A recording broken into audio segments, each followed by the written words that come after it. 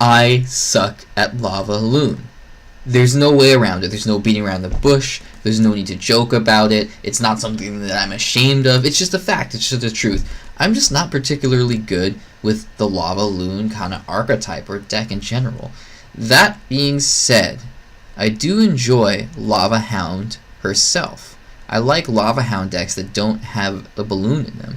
So tonight we're going to be taking a look at a LavaHound Lumberjack, interesting, kind of reminiscent of LavaLoon style gameplay deck.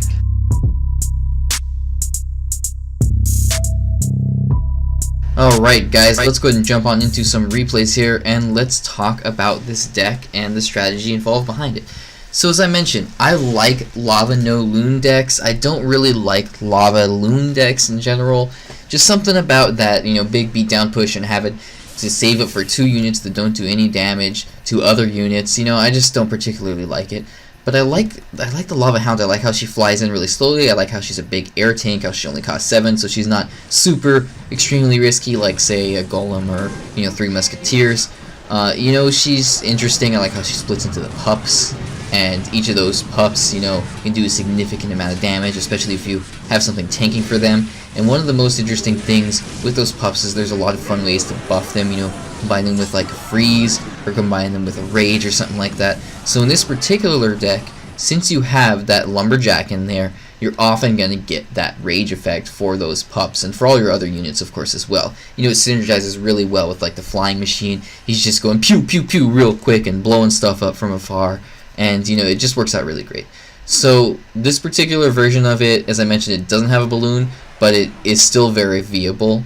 It's great for any mode, any game mode. I played it in one of the recent, I think it was a double elixir tournament, and I did really well with it. In fact, I had like 10 replays from that saved up, but the replays expired when the most recent patch hit, so I went ahead and just got some new ones in some regular modes, and I think that's a little bit better anyway in a classic challenge rather than in a double elixir tournament, because it gives you a little bit more of a better representation of how to play the deck in all game modes rather than just in double elixir the whole time. But if you are playing this in double elixir or ramp up or maybe even triple elixir, with triple elixir you'd probably want to go up, get a little bit higher average elixir cost deck.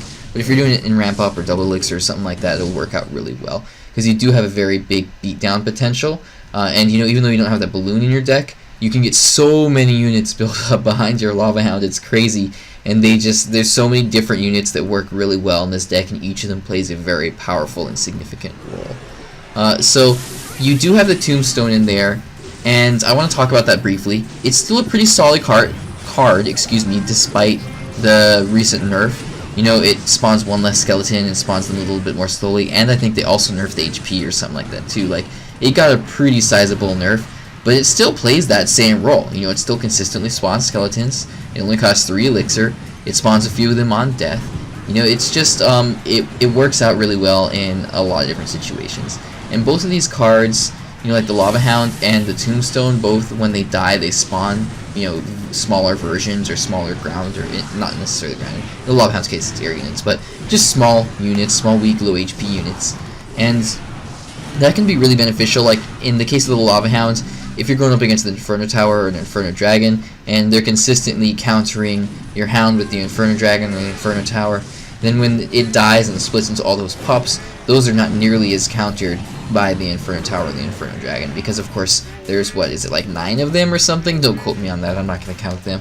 But anyway, there's a whole bunch of them, and so once the Inferno Tower destroys your LavaHound, it'll have a hard time dealing with all those pups, and of course all the support behind them ideally. So the Tombstone is similar as well. If they get something that destroys that Tombstone, like maybe a P.E.K.K.A gets up to it and destroys it, they still got those 3 skeletons to deal with, so the P.E.K.K.A will take 3 more swings to deal with each of those skeletons individually. You'll see in this replay here, I'm consistently going for, I'm trying to get the 3 crown, and I'll point it out, or you'll notice that at one point I'm like, okay, I'm going to switch it up, and we'll see that here in a little while, another 30 seconds or a minute or so, and it actually turns out to pay off. I'm always going for the 3 crown because I'm thinking, okay, I'll defend my right tower because that's where he's probably going to push, and I'll just go in for big beatdown push. But he does a great job of playing defense and of keeping me at bay with that Inferno Tower placement going really well all the time. And so it just, I never am able to connect and do that much damage to the king tower. This deck does have the potential to go for 3 crowns all the time, but this guy has a really strong counter deck with, like, you know, the Mega Knight and everything in it, and the Inferno Tower, just lots of defensive cards, mini P.E.K.K.A. So that being said, sometimes you can opt to just go for the 2 crown, because there it is, there's a switch over at about a minute and a half left. Because when you're dealing with the king tower, it's the placement makes it a lot easier for them to defend, because they're kind of dealing with that little corner, you know, 90-degree angle there, and they've got the support of both their towers most of the time. Whereas if you're just going for the individual princess tower, sometimes it's a little bit less of an area, and they won't necessarily have as much support from the king tower, especially against students with further range. And you can see that he defends in the right there, and kind of doesn't pay attention to the left, and I'm able to connect there with the Lava Hound. So in this particular case, switching it up paid off, excuse me. Oftentimes you'll see that I'll just go for the 3 crown, but if that's not working, you know, like they say, it's, what is the definition of insanity, is like, what, doing the same thing over and over again and expecting a different result. Well, I'm not insane, or at least I like to think I'm not insane, so I switched it up, went for a different plan, and I got a different result, and it actually allowed me to pull a win out there. Alright guys, this one is up against a P.E.K.K.A. deck, and if you'll notice, this is actually in the new arena, in the Spooky Town arena, so it's pretty cool, I like it. The sound seems a little off to me, but maybe it's just me. Maybe it's just the software that I'm running or something like that. Anyway, I accidentally opened with a misplace of that tombstone, but that's okay, it works out alright. Alright guys, let's see, what else did I want to talk about? So, I mentioned the Lumberjack, I mentioned how the Rage synergizes really well with the pups. So once you've got that Lava Hound in there, you got all these units that you can put behind her, and that you can use to do damage to the tower. But the Lumberjack just works out amazingly well. He just, because it does so much DPS, and he's pretty decent right now, like he's gotten a few buffs. It was a good amount of time ago, but still, he had a few buffs here and there, and so his health went up a little bit, and he's just a pretty solid card. And he just wrecks stuff if he connects to it and doesn't die. His DPS is just insane. If he connects to the tower, he does like 200 damage a swing. He'll just absolutely obliterate that tower. And when he dies, of course, he drops that rage effect, buffing all your other support units. And it works great with the pups. I mean, it's just awesome all around. I really like him. One of my favorite cards for sure. I really like him and the bandit right now. It used to be the knight, as you can see at the top there, you know, with my face kind of imposed in there. But, you know, since the knight got the nerf stick a few times, he hasn't been nearly as strong. Lumberjack is a lot more niche, but he does play a very, very powerful and, you know, kind of vital role in, like, Golem beatdown decks. And in this case, this is kind of reminiscent of a Golem beatdown deck. It's kind of a Lava Hound version of it. So it's just a great card to have in there. So, as I mentioned, you don't have any major tower damage like you have with the balloon version of this deck, but there's plenty of other things that you can do damage to the tower with. You don't have anything that directly connects to the tower other than the Lava Hound, and of course, as you guys know, she doesn't do a whole lot of damage herself. She's more of a tank, while something else behind her wreaks havoc and does all the damage, you know, like in most cases the balloon or something like that. But in this case, you've actually got quite a few other options. You can do, excuse me, you can do a few things to get damage onto the tower. You can snipe or kind of chip away with it with your flying machine. You can ideally, one of the best things that you could do is connect with your Lumberjack onto the tower when your Lava Hound is tanking for it, because that'll just do an insane amount of damage to the tower. It'll just blow it up. You can also get a little bit of chip damage with your Hound here and there. If you're having to, you know, if you're putting the Hound in the back and they're consistently applying pressure in the opposite lane, then you're having to defend that each time. You know, your Hound is still going to go in and do a little bit of chip damage. And those pups, if they aren't dealt with, they can do a lot of damage. So that is one of the options that you do have. Not necessarily as good as the other ones, but it is a potential thing for you to do with this deck, is to be able to just chip away at their tower slowly but surely, with continually sending in that Lava Hound whenever you have enough elixir. And lastly, of course, this is, you know, the best way to do it, I think, is just to go in for that massive beatdown push. And that's really what this deck is all about. Think of it as kind of like a golem beatdown deck, and you kind of saw that in that first replay that I did there. I just let that tower go because I knew I was going to get the other tower, if not right away, then eventually. Because there's just so much damage. Once you have that Lava Hound going in front, and you get the flying machine behind it, flying machine sits in back and just slowly snipes everything away. It attacks really quickly, so it actually does a great job of, you know, sniping away spear goblins. I mean, it doesn't attack really, really fast, but it attacks relatively quickly, is what I meant to say. so it snipes away like spear goblins and things that die in one hit really quickly. Support units like musketeers or wizards, if the flying machine connects to them and the Lava Hound is tanking, that support unit is as good as gone.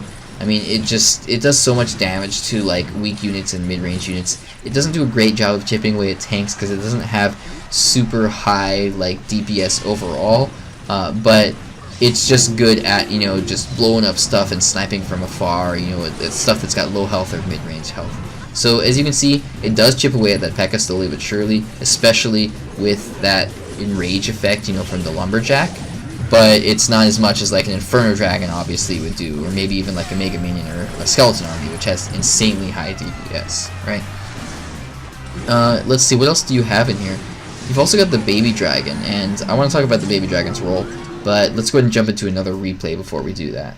So the Baby Dragon is pretty straightforward. I mean, he plays the same role that he does in just about any deck that you're going to have him in, and he is the range support unit that does splash damage. Now, you'll notice this deck has a lot of air units in it, and it's very air heavy, and we do want to take advantage of that. And I'll probably reiterate that in a little bit. I just want to point that out a little bit here. Baby Dragon is one of those air units, and since you have that Lava Hound, having that ranged support air unit that does splash damage and is super tanky is really good. So whenever they put down, you know, a minion horde or minions or bats, or even like a skeleton army to distract your Lumberjack or whatever, the Baby Dragon is there. Not the most ideal splash damage dealer, not as great as like, you know, an Executioner or a Wizard, but it still does have splash damage, so it plays that role really well. And it's an air unit, so it sits in back of your Lava Hound and just works out really well with all the air synergy that you have in this deck. I mentioned the Tombstone already. I've talked about the Lumberjack a lot. The Hound herself. You know, actually, one thing I just want to point out, because it's worth pointing out. How do you play the Hound? Usually use her in the very bottom right corner if you're pushing on the right side. Oh, sorry. Things are mirrored here. Very bottom right corner, there we go, for you. And very bottom left corner. It's my right hand, but whatever. You get the point, right? So the reason for that is because the pathing, you don't use her all the way behind your King Tower like you would with a Golem or a Giant. You use her all the way in the corner so that she has a little bit more of a direct path to the tower with a less chance of getting kited away by buildings and things like that. So it's just a slight difference, but it's good to know if you're a beginner Lava Hound player. Other than that, she's pretty straightforward. You just kind of play her in the back, let her do her thing, and, you know, slowly fly up and then just tank for everything else. Then you put your Lumberjack down behind her, watch it wreak havoc on all the ground units, connect to the tower and obliterate it. You put your flying machine behind it, it just snipes everything. Baby Dragon behind it, splashes everything to death. Mega Minion is just, as I mentioned in a bunch of other videos, just a great card all around. Good in almost any deck, man. It's just good in cycle decks, it's good in beatdown decks, it's good in control decks. It's just super universal. If you're thinking of something and you like playing a lot of different decks and you're thinking of like one thing to level up first, Mega Minion is a good card to do for sure because it's very universal. And on top of that, it's another air unit. You got the Lava Hound as your tank, you got the flying machine to snipe stuff, and it's another air unit. You got the Baby Dragon to splash stuff, and it's another air unit. And you got the Mega Minion to blow up support units and deal high DPS to tanks, and it's another air unit. So you got 4 air units in total in this deck.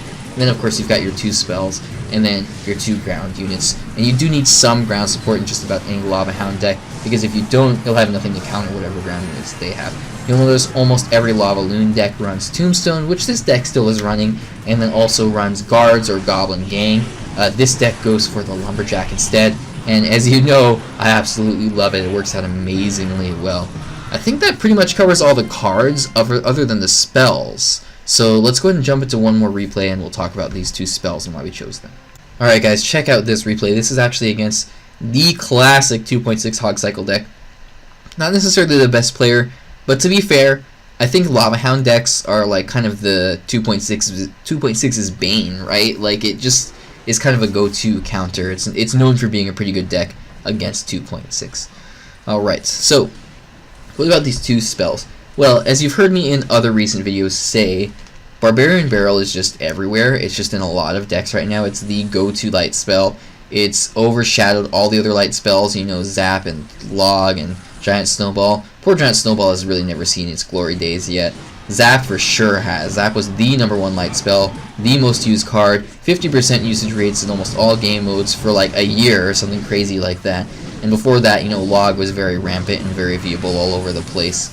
But right now it's been Barbarian Barrel, and you know, it got buffed, it got buffed, it got buffed, and then finally everybody started to love it, and then it got nerfed twice now, and I think they're going to nerf it again because it still has the same usage rates.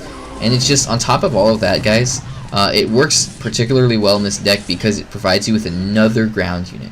You've only got your 2 ground units, you know, the skeletons from the tombstone, and then I guess if you count the building, you know, you've got the tombstone itself, and then you've got your lumberjack, right? But having that barbarian barrel gives you another ground unit, another thing to take out musketeers, another thing to distract P.E.K.K.A.s if you absolutely have to. I think the barbarian lives with a sliver of health after 1 swing from a P.E.K.K.A., so it actually takes P.E.K.K.A. 2 swings to take out the barbarian. I mean, it's just a great spell all around.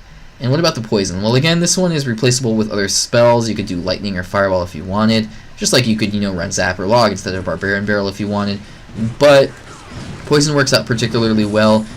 You know, your Lava Hound goes in really slowly and is really tanky, so they're gonna have, you know, things that are shooting it from afar, like that musketeer there, for a long time. And poison actually does more damage overall than like a fireball. It can completely take out a musketeer, whereas a fireball does not completely destroy a musketeer. So having that poison, since, you know, the range support unit of your enemy is going to be shooting your Lava Hound for such a long time anyway, you know, having the full duration of that poison and the benefit of that full duration, you know, slowly but surely destroying your opponent's tower, or not tower, but chipping away at their tower and destroying their range support unit, gives you a lot of value with that poison. So it works out really well. That's why you have that spell choice in this particular deck. Now, as I mentioned, it's a very air-heavy deck. I've reiterated that a couple times already, but just pay attention to that. You know, take advantage of that, rather. You want to generally send in the Lumberjack behind your Lava Hound, because that's, you know, your main damage dealer. But even just a baby dragon behind the Lava Hound can wreak havoc. And if, you know, in this case, he doesn't have too much air counter, so he's often relying on like his cannon just to distract stuff, and he's keep cycling back to musketeers and fireball. He doesn't have much else. So since you have so much air in this deck, do try to take advantage of that. You know, play against what your opponent has or doesn't have. And, you know, again, really just take advantage of having those 4 air units in this deck. If you heard any funny grunting at the end of that last replay, that was my dog. She's taking a nap over there, and sometimes she has, you know, good dreams or bad dreams, probably chasing squirrels in her sleep and stuff like that. Alright, guys. So, I mentioned the air heaviness. I mentioned how Barbarian Barrel can be used as a ground unit. We've talked about just about all the cards in this deck, so let's talk about opening moves and card replacements, and then we can go ahead and, you know, wrap it up, maybe run through one replay, you know, just kind of do a play-by-play if we have time, and if not, we'll just call it a video.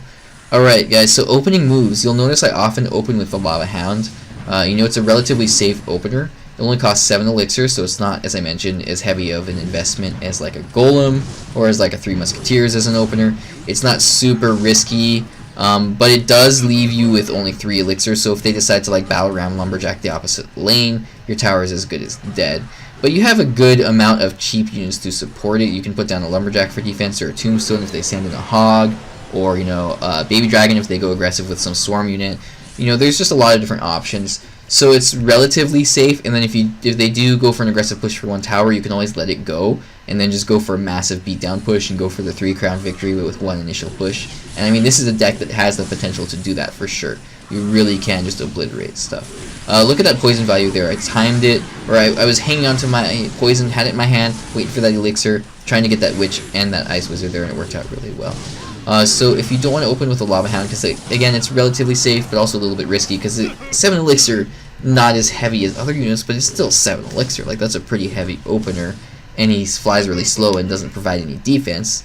So if you don't want to risk that, and maybe you're going up against an opponent that you know, and you know they're running like an aggressive deck, or like bridge spams all over the meta, or whatever, for whatever reason, there's a lot of other openers.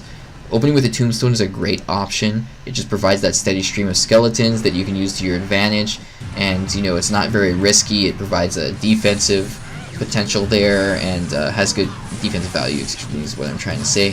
You can always cycle like the Baby Dragon in the back. If you're going to cycle anything, I would say like Baby Dragon or Megaman in the back, because they fly pretty slowly and they're relatively high health. You know, they're just pretty good cards. They're both cheap, only 3 and 4 elixir. Pretty good cards to cycle in the back, not too risky, just decent and relatively safe overall. If you do the Flying Machine, you risk them fireballing or poisoning your tower and your Flying Machine, so watch out for that. And Flying Machine's a little bit quicker, so it gets to the opponent's lane faster and maybe just flies in and dies, or they've got, you know, an ideal counter to it. If you want to do Lumberjack again, I would save the Lumberjack for putting behind your LavaHound or for defense. You don't usually use him as an opener, but if you don't really have much else, it's an option for sure. That's pretty much it for opening moves. You can always spell, if they open with like a wizard or a witch, you can always use your poison on them or something like that, and then try to use that as an opener, but that's very situational. Those are kind of the cards that I would cycle in the back if I didn't have any other options. Alright guys, let's talk about card replacements really quickly. So for the Tombstone, you could go for another spawner. If you want to go really heavy, you could do like Barbarian Hut. If you want to go medium, maybe Goblin Hut. Otherwise, just play like a defensive structure like a Tesla or something like that. For Mega Minion, you could go Minions, you could go like Musketeer, some sort of ranged support unit, something that can kill tanks. If you wanted to go for, I wouldn't go Mini P.E.K.K.A. actually in this deck because you got Lumberjack in there. For Flying Machine, a go-to replacement would be Musketeer, some sort of ranged support unit, maybe even like Archers. Maybe E-Drag, because it is ranged in air. It wouldn't be bad in this deck, actually, and then you'd have some sort of stun effect, or even E-Waves. For Barbarian Barrel, of course, you can just go another light spell, you know, Zap, Log, or Snowball. But you do want to have a light spell in this deck. It's pretty important, so I'd recommend at least one of them. For the Baby Dragon, you get another splash support unit. I like saying Executioner for Baby Dragon, because he does cost one more, but he plays a very similar role. He's got that pretty heavy splash damage. He's got a high HP pool, so you know he's relatively tanky. So just a good card all around. You could go like a wizard, something like that as well, or even just another range support unit like Musketeer.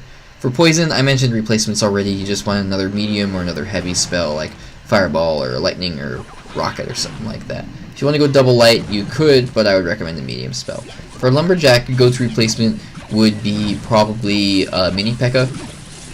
You know, if you wanted to go some sort of an air unit, you could go for like Minions or something like that. If you really like that Rage effect, you could just play Rage if you like it. But I would recommend the Lumberjack. You kind of want something that goes in behind your LavaHound and does a whole ton of damage. So that's why I recommend Mini P.E.K.K.A. because it can sneak in behind there. Not nearly as quick, but if it connects to the tower, it's absolutely lethal. And it also has high DPS against units, not just towers. So it can be used and definitely relied heavily upon on defense as well. For the LavaHound, what do you want to replace the LavaHound with? Well, probably just another big tank. I would go for a Golem if you want to go for a Golem beatdown deck. If you wanted to go for maybe just something a little bit cheaper, just do like a giant beatdown. I think that's pretty much it. I mean, you could run like another win condition, but this deck kind of focuses around that big beatdown push with the LavaHound. So if you ran like Hog or Battle Ram or something like that, it'd really change the playstyle of this deck.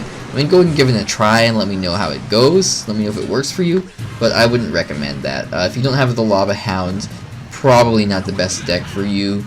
And if you are going to replace it with something, I would go with like a tank, like a giant or a golem. Alright guys, that is pretty much it for card replacements. So let's go ahead and just take a look at this replay here, and we'll wrap it up. You can see that he's able to take my tower there, and I'm able to slowly but surely in the last second here, not the last second, but the last 8 seconds here rather, flip his left tower, go for a big massive push here on the left, and you can see that I'm able to save elixir now. I put down that tombstone because he's having to commit a lot of elixir into defending against all my stuff. He put down, I think it was a dark goblin, my flying machine just sniped it immediately. He's getting a little bit aggressive here because he sees that I put down that LavaHound and that there's not much that he can do, you know, if it connects, so he thinks that maybe he can get that tower. My right tower is low HP, to be fair, but I'm going in for a big beatdown push. I see that he's got the mortar, I put the lumberjack behind it, I protect that flying machine because I wanted to stay alive. He's got the miner, but it's all alone, so my flying machine and 2 towers just blow it up, and there, that's just pretty much it for him. You can tell, I got the poison, I got 3 units there blowing up that tower, you know, the baby dragon, whatever else was under there. I think it was a lumberjack right before it died, and then the lava hound, and then you got the flying machine coming in back, and that pretty much just finishes it off. So that's just, you know, a testament to the power of this deck. You've got such massive beatdown potential. Alright guys, that is it for tonight's video. I appreciate you guys taking the time to check it out. Make sure to leave it a thumbs up if you enjoyed it, and leave a comment in the comment section below if you have any questions or want to say hi. Thanks so much for watching guys, and have a good night.